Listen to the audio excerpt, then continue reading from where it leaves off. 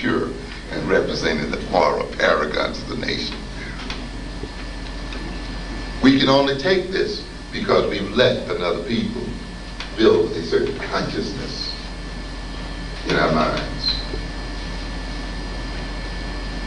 And that consciousness is not only an innocent consciousness, it is a death-dealing consciousness. Why? Because we kill ourselves and destroy ourselves in order to maintain this system. We are at war against ourselves. As the subheading of black on black violence indicates, what do we say? Black on black violence, black self-annihilation in service of white domination. You cannot appropriately analyze the problem of violence in the black community unless you start with the political, social context and economic context in which that violence occurs. These people like to take it and pull it out of that context and talk about it as if it is not connected in any definite way with the whole structural dynamics of the society we live in. Because you see, if you don't look at it in the context of the society we live in, then it permits those who control the society and who structure the society to get away with murder and to hide their own criminality. It means then that we do not look to reorganize the society and to reorganize the power relations of the society and redistribute the wealth. Yes, I said it, redistribute the wealth. You know, because Republicans and these writers have made that a bad word, right? This is not a wealth distribution program. Well, why shouldn't it be a wealth distribution program? Isn't a nation supposed to be a commonwealth? Isn't the wealth of the nation to be held in common by the people who are members of it? Then how then can commonwealth and a wealth that's developed by the people of a nation and defended by the people of a nation, how does it get to be then in the hands of a small group and it becomes somehow subversive to talk about redistributing the wealth? But you have a great propaganda machine out here that makes us move into this kind of thing. The water has been drawn, the cotton has been picked, the ditches have been dug, yes, and the railroads.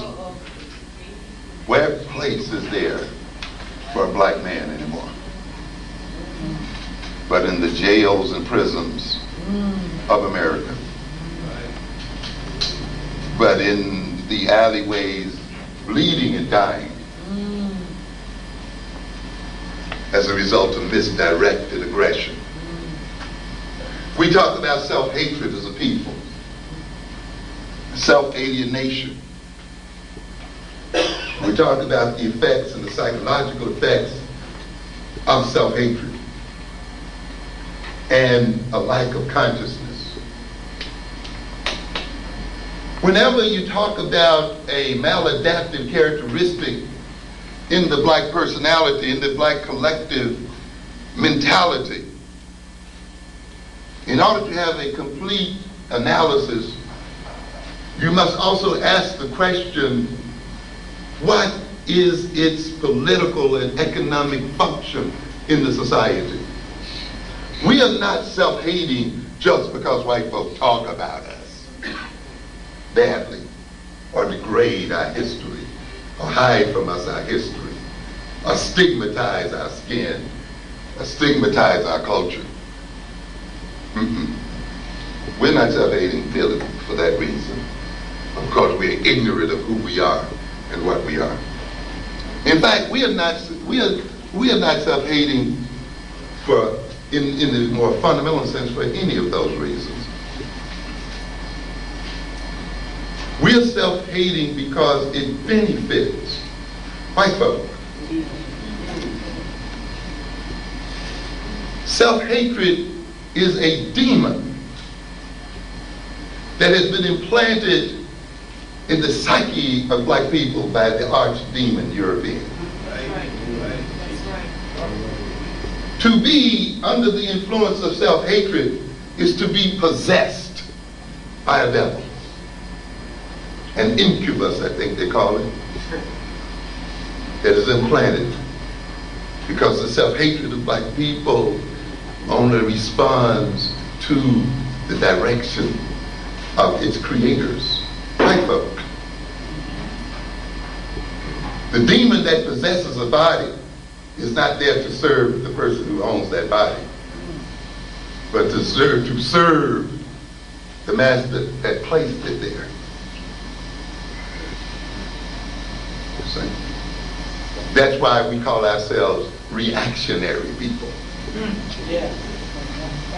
We're not truly reactionary because we're not in possession of ourselves. It is that demon of self-hatred and so forth, that consciousness, the falsified consciousness that has been implanted into us and created by whites and that reacts to whites. That is the basis of reactionary behavior that we call our own. We have yet to gain control of our minds and consciousness as a people. You know, we have some people who want to claim, when we talk about slavery and the importance of re-experiencing the horror of slavery and confronting it, and integrating the experience of slavery into our personalities instead of trying to escape it, coming to identify with the history and experience of African people, both in its beauties and in its horrors. They will say, well, slavery was back there. All right. Yeah. It ain't got nothing to do with today. You even got some Negroes who call themselves sophisticated. The whites have called them public intellectuals. You know, who say, oh, well, you know, slavery and the experience of black people no longer affects us, so, you know, we don't have to talk about that anymore. And I just ask a few questions when you say that you've escaped from slavery and slavery has nothing to do with you. The first question I always ask is, what language do you speak?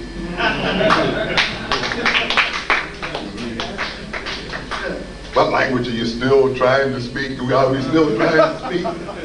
Are we still trying to write after 40 years in America? That we fragment and break and do all kinds of things to? Where did we learn it? Where? In slavery. We speak a slave language. The language of slaves. So how are you going to say you have escaped slavery? And it was back there when every time you open your yap, you're speaking the language of slaves. And it's a language that carries content and meaning and carries political and social history. It's a language that shapes how you think and see the world and relate to other people and talk to other people and talk to yourself and so forth.